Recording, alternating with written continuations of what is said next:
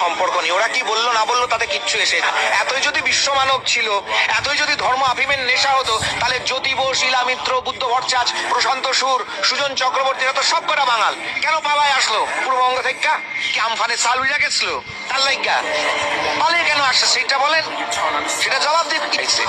যখন গাজায় বোমা পড়ে তখন তারা ইউএসআইএস ঘেরাও করার ডাক দেয়, আর যখন প্রতিবেশী বাংলাদেশে যখন হিন্দু মারা যায়, যখন হিন্দুদের গণহত্যায়, তখন তারা মুখে কুলুপ গুজ্জা বসে থাকে, বলে না ওইটা তো অন্য রাষ্ট্রের কথা, তার লাগে আমরা কথা কম না। কেন?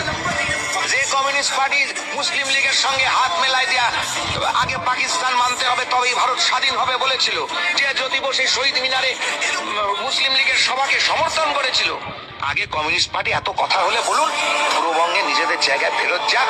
চৈদ্য পুরুষের ভিটা মাটি, আমিও বাঙালের পোলা, ওরে বলুন চৈদ্য পুরুষের ভিটা মাটি গিয়া ফেরত গিয়া খালি গিয়া রাজনীতি করতে করায় দেখায় দিন।